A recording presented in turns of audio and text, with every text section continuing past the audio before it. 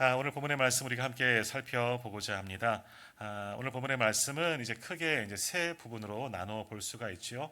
또 우리 성경책 대부분 요즘 성경은 이렇게 장 제목이라든지 소 제목들을 성경에 기록한 그런 성경들이 또 많이 있어서 보면 쉽게 이제 구분해 볼 수가 있는데, 오늘 성경은 이렇게 세 부분으로 나눠 볼 수 있는데, 먼저 9절에서 11절까지의 말씀은 어떤 이야기가 있냐 하면 세례를 받으시는 예수님에 대한 이야기가 있습니다.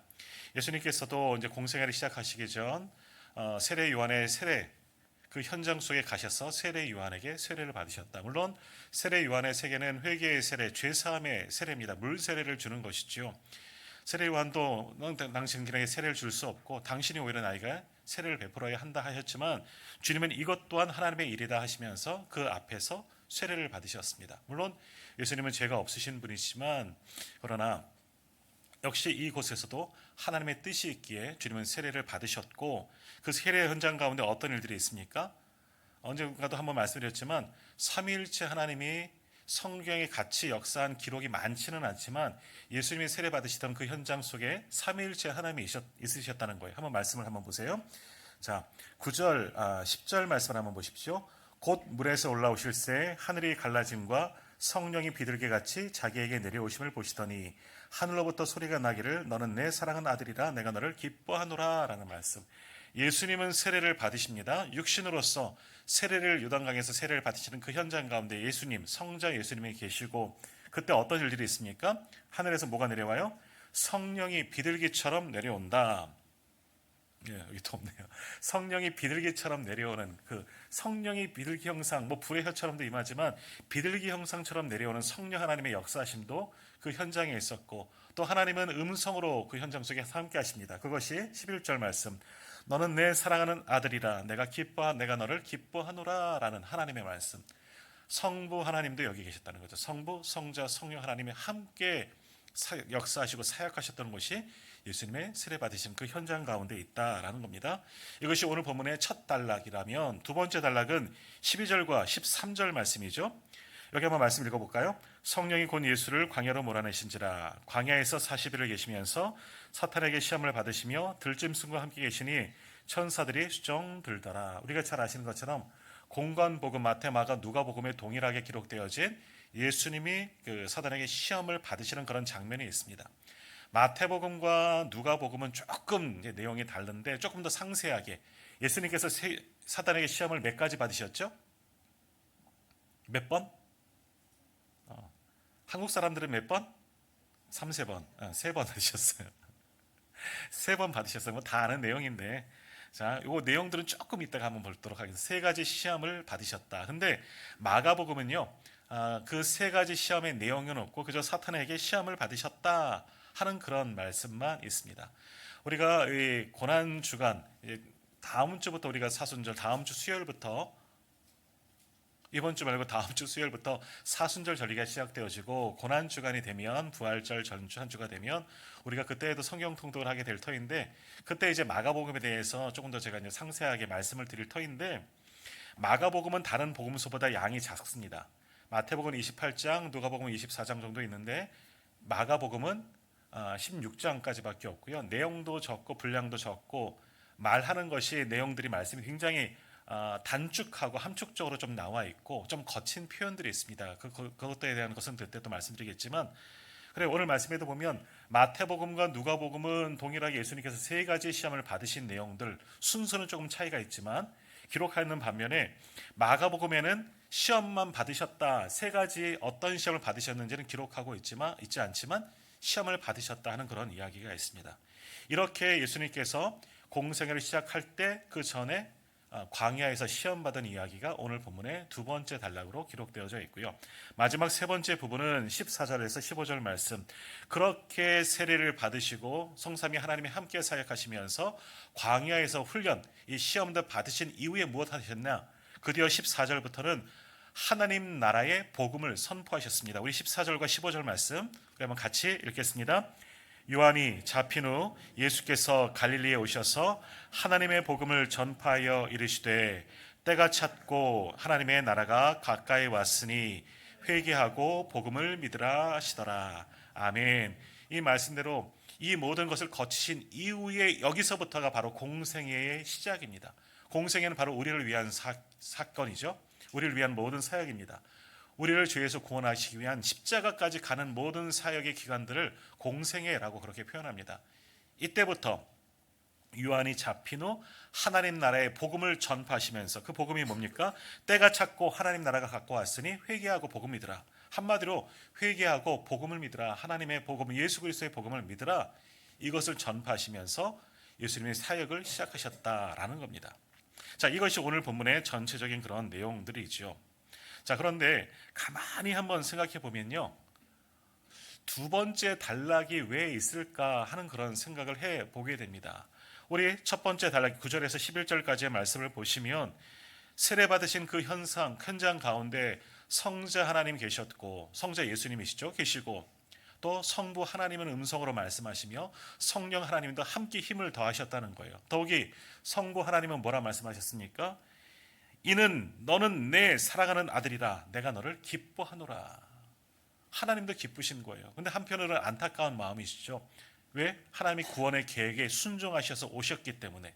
하나님의 구원의 계획이 뭡니까? 십자가입니다.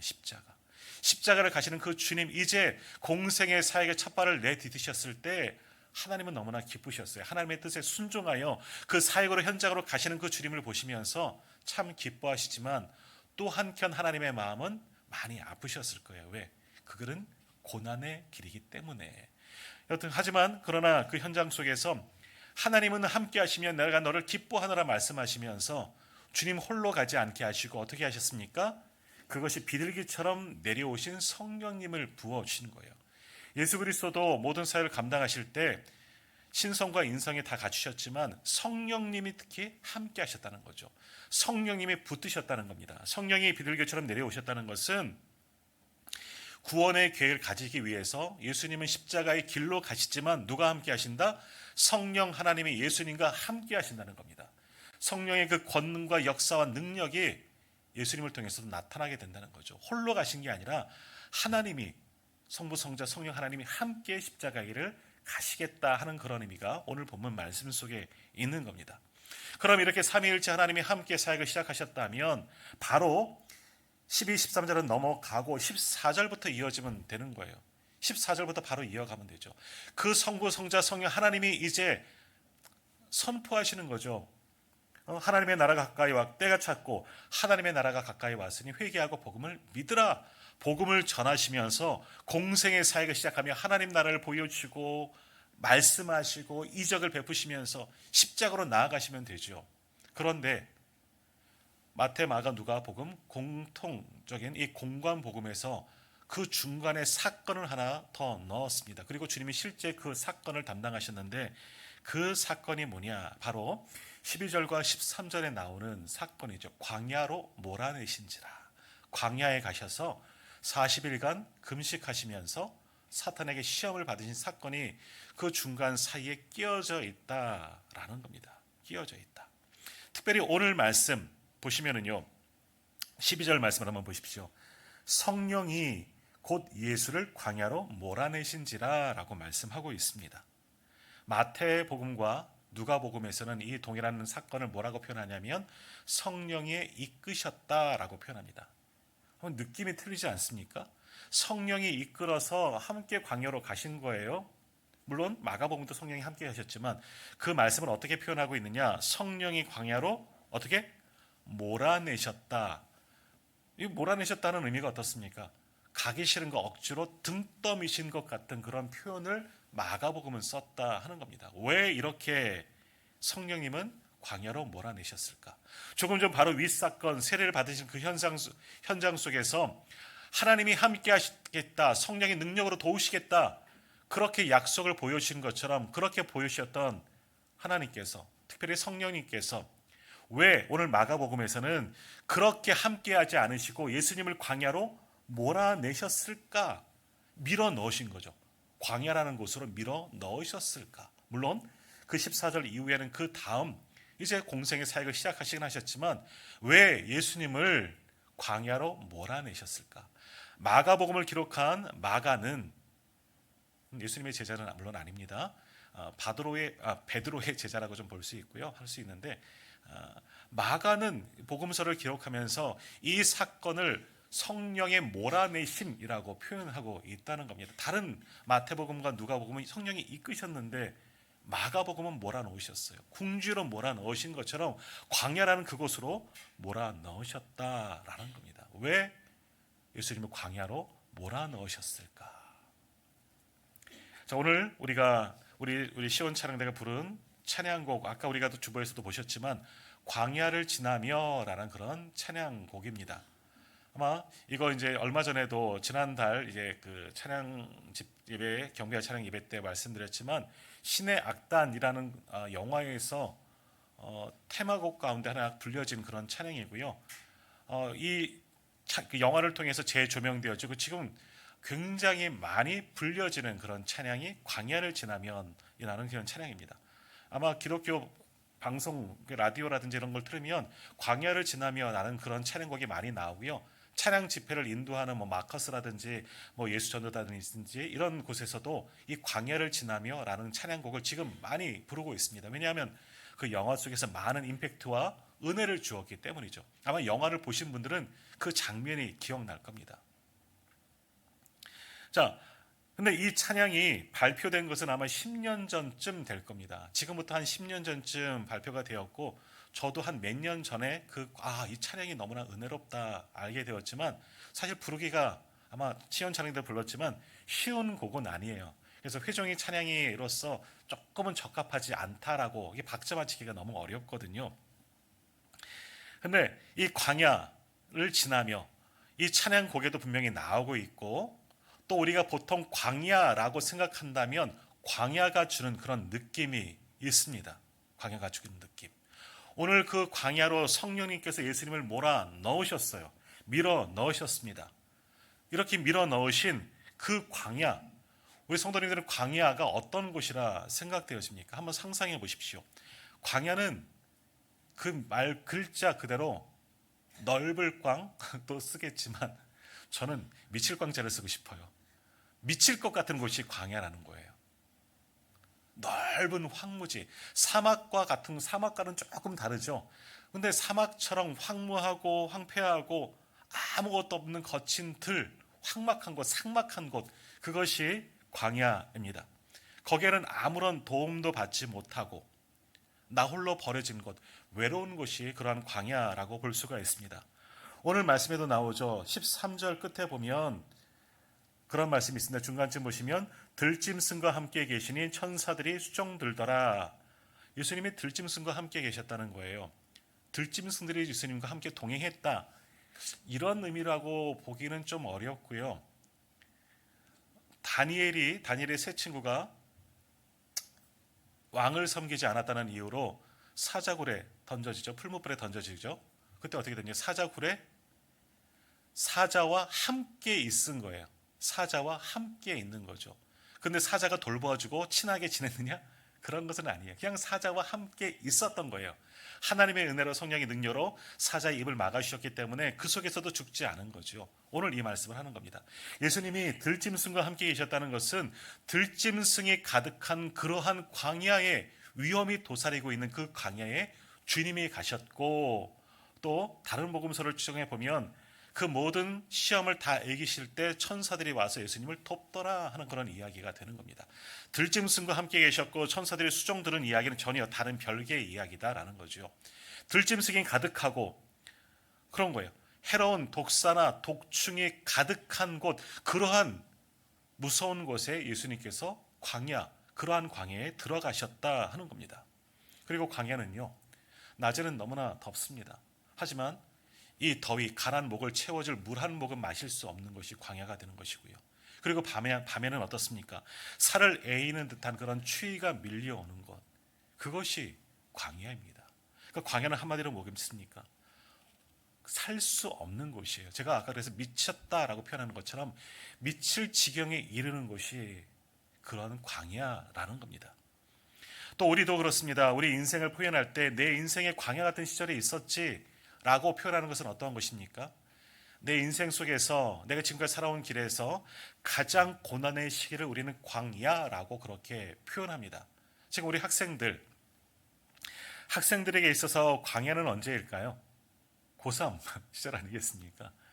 우리 교회 우리 이하나 지사님 아들 승동이가 여기 있나? 모르겠네. 승동이가 고3이 되었어요. 얘는 이제 광야가 시작된 거예요. 다 그 시절들을 경험하셨잖아요. 대입을 준비하면서 아니면 취업을 준비하면서 마지막 학창 시절을 보내는 그 시기가 우리 학생들 어린 자녀들에게는 가장 인생의 광야와 같은 그런 시기일 수 있습니다. 물론 우리 다 어른들은 그때가 좋아라고 말씀하지만 아이들에게 있어서는 그 고3 시절이 정말 광야 같은 시기거든요. 예민하고 힘들고 이제 그 시절이 시작되었다는 거예요. 또 군대 간 우리 자녀들, 우리 남성 우리 성도님도 마찬가지지만 군대에 있을 때 가장 광야 같은 시절은 언제였을까요? 훈련소? 아니, 이등병 시절이죠. 훈련소는 좀 낫습니다. 왜?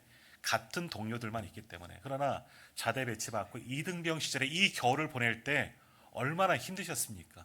그때가 광야와 같은 시절. 마치 뭡니까? 광야는 가장 어려운 때, 내가 경험하고 싶지 않은 그 시절, 그때 그 상황, 그것을 우리는 광야라고 표현할 수 있습니다. 어찌 보면 오늘 예배하는 성도님들 가운데는 목사님 지금이 광야예요 라고 말하시는 분도 혹 있을지를 모릅니다. 그럼 뭐를 이야기합니까? 지금이 내 인생 속에서 가장 고난의 시기입니다. 어둠의 시기입니다. 힘든 시기예요. 너무나 힘들어요.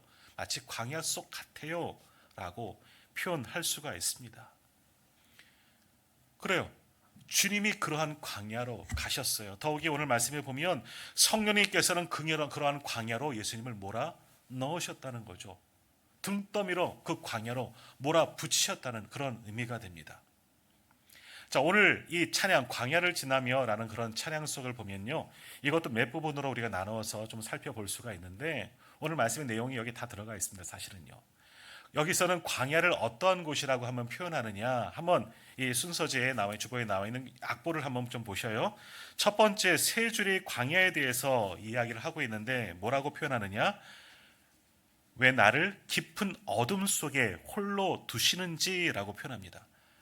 어두운 밤은 왜 그리 길었는지. 한번 보세요. 광야가 어떤 곳이라 그래? 깊은 어둠 같은, 그저 깜깜하다는 게 아닙니다. 아무것도 없는, 정말 한 치 앞도 볼 수 없는, 이 위기를 답답해서 견딜 수 없는 그런 곳, 바로 그것이 그런 어둠, 실제적인 어두움과 영적인 어둠, 그것을 어두운 밤이라고 표현하잖아요. 왜 그렇게 길게만 느껴졌는가? 내 고난의 시기가 왜 그렇게 길게 느껴지는가? 그런 것처럼 그런 깊은 어둠 속의 광야라는 거죠. 그런데 그 광야에 어떻게 있다? 홀로 두었다라고 표현합니다. 홀로 있다. 견딜 수 없는 그 광야 속에 나 혼자 있다 생각해 보십시오. 얼마나 힘이 들겠습니까? 그래서 어떻게 됩니까? 두 번째 줄 보시면 나를 고독하게, 나를 낮아지게, 세상 어디도 기댈 것이 없게 하셨네. 광야에 서 있다 말합니다. 오늘 이 찬양을 작곡하신 분은 이 곡을 쓰시면서 자신의 현실이 그렇게 되어져 있다는 겁니다. 깜깜한 어둠과 같이 아무것도 할 수 없는 그 속에, 고난의 현장 속에서 도저히 벗어날 수 없는, 그런데 아무도 없어요. 홀로 있어요. 홀로 있는 것 같은 거예요. 나를 고독하게 만들고 낮아지게 만들고 인생의 밑바닥까지 떨어지게 만든 그런 것을 경험하는 곳, 그것이 광야에 있다는 거죠. 세상 어디도 기댈 것이 없게 하셨다는 거예요. 그런데 너무 힘든데 이 몸 하나 어지 의지할 곳이 없는 것이 바로 광야라는 겁니다.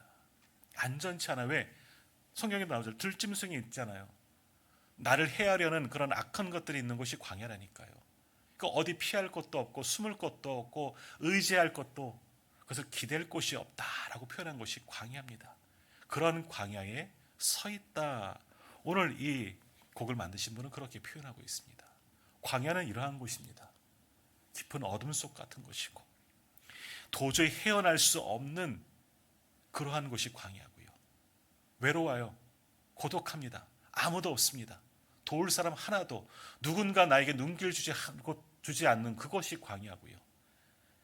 심지어는 이 몸 하나 기댈 곳이 없는 것, 의지할 데가 없는 것, 피할 곳이 없는 것, 그것이 광야이다 라는 겁니다.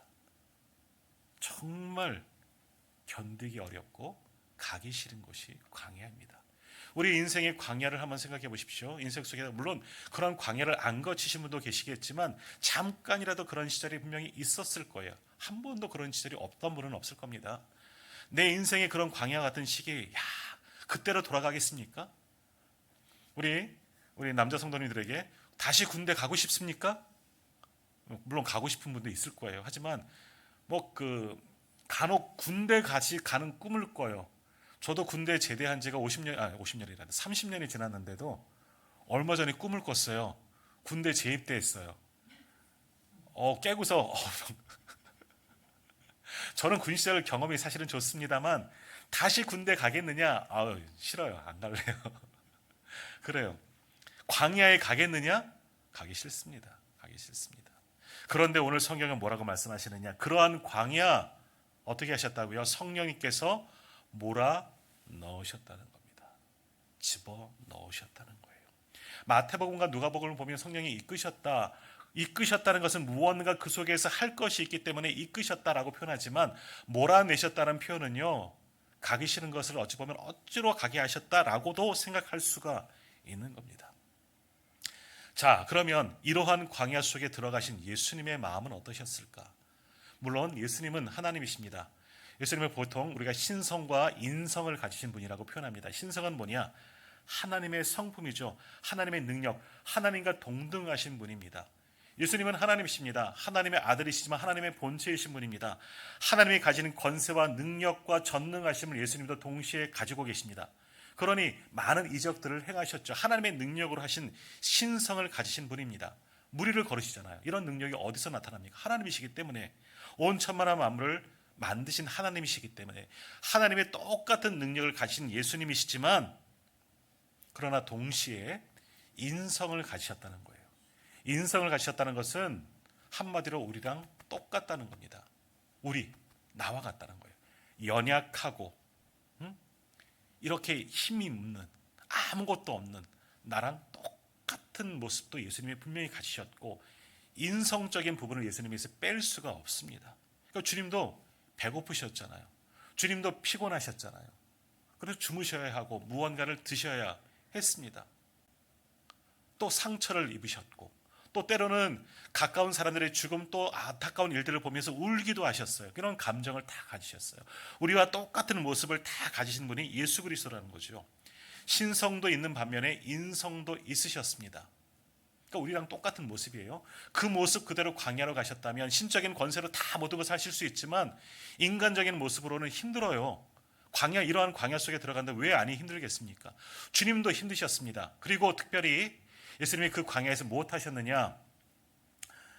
오늘 본문에도 나오지만 40일을 계시면서 사단의 시험을 받으셨다 말씀하고 있지만 40일 동안 금식하셨습니다. 금식하셨어요. 40일간. 다른 복음서에는 금식하셨다. 그리고 그 이후에 시험을 받으신 거예요. 자, 우리 성도님들 40일 금식 해보셨습니까? 혹시 40일 해보신 분? 저도 못 해봤습니다. 못 해봤습니다. 한 일주일 정도, 길어야. 일주일 더 넘겨보신 분 혹시 계십니까? 묻지는 않겠습니다만 며칠이라도 금식해보신 분은 알겠지만 금식하기가 쉽지 않습니다. 밥을 끊는다는 것은 목숨을 각오하고 목숨을 하나님께 드리고 기도하겠다는 거죠. 40일간 금식하는 것은 죽을 지경에 이르렀습니다. 제가 전에 부목사로 말씀드렸지만 부목사로 계실 때 저희 이제 성계단 담임 목사님이 정말 금식하셨어요. 40일을. 근데 그때는 이제 이 전해질이 없어지면 정말 탈진하고 아무것도 할 수 없어서 소금으로 된 차를 드시는 게 된장차라고 표현하는데 그런 것을 드시니까 조금은 견디셨어요. 한 30일 정도 지나니까 너무 힘드신 거죠. 그래서 한 번은 제가 이제 사회를 보고 목사님이 설교를 하시면 같이 이제 예배단에 올라가시는데 목사님이 올라가시다가 박 목사 이러시는 거예요. 성경을 들고 갈 힘이 없으신 거예요. 그러니까 근데 올라가셔서 단에서는 또 열심히 설교를 하셨지만 온몸이 완전히 소진되어진, 내 가진 힘이 다 소진된 상태가 정말 죽을 지경에 이른 상태가 40일 금식한 후에인 거예요. 보통 40일 금식하면요, 금식원 가서 기도하시는 분들 40일 보면요, 앉아서 계신 분은 없습니다. 다 누워 있어요. 죽을 것 같이 누워 있어요. 그런 부분이 대부분이십니다. 예수님도 인성을 갖추셨기 때문에 그 상황까지 이르신 겁니다. 그러나 버티시는 거죠. 그런 속에서 사단이 시험을 합니다. 시험을 하는 거죠. 유혹을 하는 거예요. 예수님께서 세 가지 받은 시험이 뭡니까? 첫 번째 시험이 뭐죠? 돌을 떡덩이로 만들어. 야, 이거 가장 큰 시험이에요. 배고파 죽겠어요. 무언가 하나 먹어봤으면, 제가 금식할 때 오살리 기도원 가서 목사 안수 받을 때 이제 기도를 했는데 그때 경험인데, 며칠 동안 이제 사실은 금식했어요. 짧은 시간밖에 없었기 때문에 밥은 참을 수 있겠더라고요. 며칠이니까. 근데 커피 자판기 앞을 지나가는데 커피 냄새가 막 코를 찌르는데, 제가 커피 좋아하잖아요. 와, 이거 못 견디겠어요. 주머니에 동전이 있었다면 제가 넣었을 거예요. 유혹이 와요. 그래서 제가 돈을 안 가지고 갔거든요. 돈이 없어서 다행인 거죠. 40일 금식하신 예수님에게 돌을 떡덩이가 되게 하라. 이거는 큰 시험이에요. 환난이에요. 그런데 주님은 사람이 떡으로만 사는 것이 아니에요. 하나님의 말씀으로 산다. 말씀으로 물리치셨어요. 그 다음 시험은 마태복음과 누가복음이 조금 다르게 나오는데, 두 번째 시험은 뭐냐? 이렇게 생각합시다. 나에게 절해. 그러면 세상의 모든 권세를 다 너에게 줄게. 이것도 우리가 혹할 수 있죠. 지금 우리에게 좋은 자리, 여러 가지 좋은 것들 우리가 다 주겠다. 그러면 혹하지요. 내 형편이 지금 지질이 어려운데, 어려운 상황 속에 있는데, 광야 속에 있는데, 거기에서 나를 좋은 것 주겠다, 돈도 주고 명예도 주고 뭣도 주겠다 하면 그렇게 하지요. 예수님도 그런 상황이 된 겁니다. 강야, 아까 가사에서 보았지만 낮아졌잖아요. 인생의 밑바닥까지 떨어진 사람에게 그러한 것 주겠다면 혹하지요. 그러나 역시 주님은 그것을 말씀으로 물리치셨고, 세 번째, 가장 높은 곳에 세우시고 산 또는 성전 꼭대기라고 표현하는데, 이 모든 데서 떨어져 봐라. 그러면 천사가 너를 받아주겠다. 뭐예요? 하나님이심을 너가 증거해 봐라. 예수님 신성 가지고 계셨기 때문에 얼마든지 할 수가 있어요. 천군 천사를 불러서 당장에 이 사단을 결박할 수 있지만, 그것도 역시 말씀으로 물리치셨다는 겁니다. 세 가지 시험은요, 예수님이 40일 금식하신 광야에서 40일 금식하신 예수님에게는 결코 뿌리치기 어려운 시험, 이건 유혹이죠. 유혹이요. 견딜 수가 없어요. 우리는 다 걸려 넘어질 겁니다. 그러나 그것을 이기셨다는 겁니다. 자, 그런데 오늘 말씀 다시 마가복음을 보시면, 그러한 곳, 힘들고 고난의 길, 그리고 여러 가지 유혹이 있는 그 광야로 성령님을, 예수님을 몰아 넣으셨다는 거예요. 왜 넣으셨느냐? 그 다음 사건이 뭐예요? 그 다음부터는 하나님의 복음을 전파하자는, 힘있게 복음을 전파합니다. 이제 사역의 시작이에요. 우리도 그렇습니다. 우리도 무언가 올 한 해 시작하고 무언가 작정을 하고 이 일을 시작하기 위해서는 어떡합니까? 우리 아이들 큰 시험 앞두고 있다면, 무언가 다시 이제 일을 시작하려고 한다면 우리는 어떡합니까? 잘 먹이고 잘 쉬게 하고 편안하게 만들어 주어서, 그래 이제부터 하자, 응원해 줍니다. 주님도 마찬가지예요. 공생의 십자가의 길로 가시는데 좋은 거 먹여주시고 좋은 사람도 붙여주시고 힘을 다 주시면 용기 내서 14절 이하의 말씀처럼 회개하라, 하나님의 나라가 가까이 왔다, 복음을 믿어라 막 선포하실 터인데, 완전 낮아지게 하는 겁니다. 민생의 밑바닥까지 빠지게 만드셨어요. 광야에서.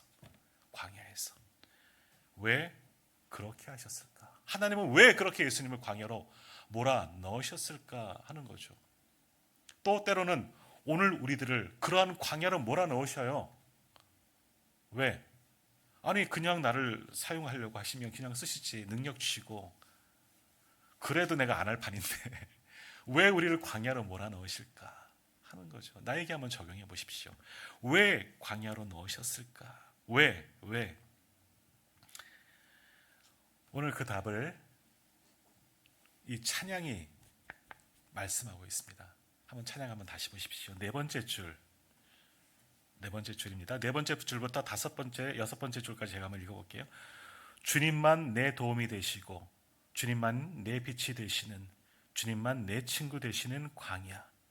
주님 손 놓고는 단 하루도 살 수 없는 것 광야. 그러한 광야에 서 있다 말합니다. 뭐예요? 주님을 광야로 몰아내신 것, 때로는 우리를 광야에 넣으신 것은 뭐냐? 우리를 고통의 그 끔찍한 현장 속에 넣으신 게 아니라 뭐하게 하시려고? 그 속에서 누구를 만나려고? 하나님 만나게 하시려고, 주님을 만나게 하시려고 몰아넣으신 거예요. 그래서 어렵지만 그 속에서 내 주님, 주님이 나의 주님이십니다 하는 것을 경험하기 위해서, 주님만 내 빛이십니다, 어둠이라 그랬잖아요. 주님만 보고 나갈 수 있게 만들게 하기 위해서 광야로 넣으셨어요. 그리고 어떻게?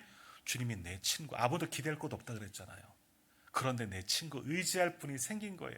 내 친구가 되기 위해서, 주님이 우리의 친구가 되기 위해서 광야로 몰아넣으셨어요. 그래서 뭐라고 마지막에 고백합니까? 단 하루도 주님의 손 놓고는 살 수 없다고 표현해요. 이제는 주님 손을 의지하고 나아갑니다. 주님이 먼저 손을 내미신 거예요. 어디에서? 광야에서. 감당할 수 없는 그 광야로 몰아넣으신 이유가 여기 있는 거죠. 주님이 도움이 되시고 하나님이 함께 하시고, 내가 너의 빛이 되어줄게, 내가 너와 함께 할 거야, 내가 너 손잡고 갈 거야, 이 말씀, 이것을 경험케 하려고 예수님을 광야로 몰아넣으셨다는 거예요. 오늘 우리도 마찬가지입니다. 우리를 인생의 광야로 몰아넣으신 이유는 우리가 미워서, 우리가 그것이 하나님의 징계이기 때문에 아니에요. 그 광야를 경험하면서 하나님을 만나게 하시려고 광야로 넣으신 줄 믿습니다. 광야에서 나를 만나주시는 거예요. 내 친구가 되시고 내 손을 붙잡아 주시고 이끌어가기 위해서 광야로 몰아넣으시는 겁니다.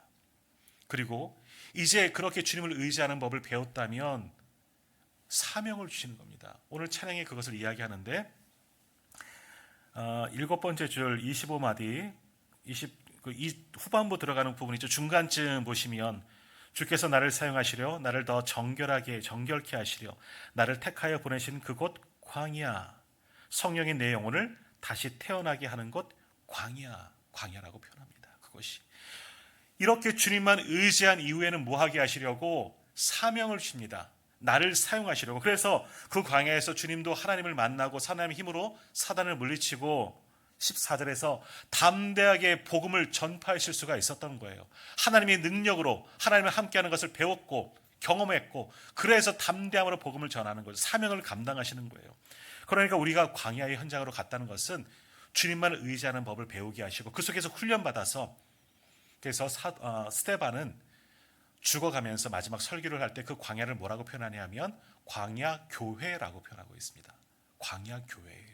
광야 학교가 될 수가 있는 거죠. 훈련의 장소예요. 거기에서 주님을 의지하는 것을 배웠다면 사명을 주시는 겁니다. 그래서 어떻게? 나를 택하여 나를 정결하게 하시고 나를 택하고 사명의 현장으로 보내시겠다는 거예요. 그리고 함께 하겠다. 그래서 내가 성령의 능력으로 거듭나게 다시 태어난 겁니다. 광야로 갈 때는 정말 내 모습 그대로 갖고 가장 낮아졌지만, 인생의 밑바닥까지 떨어졌지만, 거기서 하나를 붙잡고 새로운 사람이 되어서 성령의 사람이 되어서 사명의 현장으로 보내시려고 주님도 광야로 보내셨고 우리도 광야로 보내어진 바 된다는 거죠. 광야는 그러므로 은혜의 장소입니다. 하나님을 만나는 거예요. 하나님을 만나는 것. 그래서 이것을 깨닫고 마지막에는 뭐라고 고백하느냐. 밑에서 세 번째 줄 한번 찬양 가사 보십시오. 내 자아가 산산이 깨지고 높아지려 했던 내 꿈도 주님 앞에 내려놓고. 이것을 성경적인 용어로 뭐라고 그러느냐. 나를 부인하는 겁니다. 나를 부인하는 것. 나를 부인하는 것은 뭐냐? 이거예요. 나를 인정. 내 자아, 완전히 내가 가지고 있던 내 생각들을 깨트려 버리는 거죠. 높아지려고 했던 교만한 마음 플러스 내 비전, 내가 가지고 있는, 하나님 주신 거 말고 내가 가지고 있는 비전, 내 꿈들 주님께 내려놓은 거예요. 주님께 그것으로 바꾸는 거예요. 그리고 주님만 뜻만 의지하는 것. 그래서 결국 주님을, 나를 통해서 맨 마지막 절 뭐라고 합니까? 나를 통해 주님만 드러나는 것, 영광을 올려드리는 것이 광야로 보내진 우리의 인생이다. 그러기 위해서 주님을 광야에 보내셨고 우리를 광야로 몰아붙이시는 겁니다. 그러므로 광야는요, 두려워할 필요 없습니다. 하나님께서는 그 광야에서 우리를 기다리고 계시는 줄 믿습니다. 그곳에서 우리에게 힘 주시는 줄 믿습니다. 광야를 반드시 거쳐야지만 사명을 받고 사역의 현장으로 보내지는 거예요. 오늘 예수님 12절과 13절 성경에서 없어도 돼요. 성령 충만하고 하나님도 함께 하시다 내 기뻐하는 자라, 성령이 함께 하셔서 14절로 바로 건너뛰어서 담대하게 복음을 전해도 상관없어요. 그러나 광야로 몰아내신 이유는 여기죠. 그 광야에서 하나님을 만나는 훈련, 하나님을 의지하는 훈련을 받고 사명을 받고 능력을 받고 광야로 가서 사명을, 세상으로 가서 사명을 감당하라. 그렇게 하기 위해서 광야로 보내셨다. 광야는 은혜의 장소인 줄 믿습니다. 오늘 우리에게 이러한 광야 시절이 있었다는 것은 하나님께서 나를 괴롭게 하시려고 광야를 만난 게 아니에요. 나를 훈련시키고 나를 사용하시려고 광야로 보내신 겁니다. 지금이 광야입니까? 지금 내가 살고 있는 이 상황이 광야입니까? 은혜인 줄 믿습니다. 하나님을 깊이 만나십시오. 하나님의 능력을 경험하십시오. 하나님과 함께 나아가십시오. 그러면 여기에서 새로운 사명이 시작되어지는 겁니다. 모세를 광야로 내모셨습니다. 이집트로 왕자로 있을 때 하나님은 그때 모세를 사용하신 것이 아니라 광야에 있던 외로운 양치기 80세의 모세를 사용하십니다. 왜? 광야에서 하나님을 의지하는 법을 배웠고 그렇기 때문에 하나님만을 주신 사명을 붙잡고 나아가는 겁니다. 이스라엘 백성들을 광야로 40년간 훈련받으신 이유도 동일한 겁니다. 그 이전 400년 동안 애굽에서 노예 생활했던 노예 근성이 뼛속까지 뿌리 내려져 있는데 그것을 지우시고 하나님의 백성으로 거듭나게 하시려 그들을 40년의 광야 훈련을 몰아넣으신 거죠. 그러니까 광야는요, 은혜의 장소입니다. 은혜의 장소. 힘들어요. 어렵고 아무것도 없지만 거기에는 하나님도 함께 계시는 줄로 믿습니다. 광야를 거치는 것이 은혜인 줄 믿습니다. 오늘 예수님은 그 광야로 몰아가셔서 거기에서 더욱더 하나님만 전적으로 의지하는 그것을 배우시고 능력을 가지고 사명을 부어잡고 나오셔서 힘차게 복음 사역, 공생의 사역을 완주하실 수가 있었던 겁니다.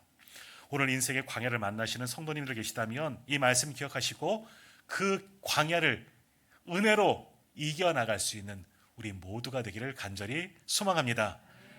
그런데 말이죠. 한 가지만 더 말씀드리겠습니다. 우리가 이렇게 광야를 생각하면 하나님이 이제 일하시는구나.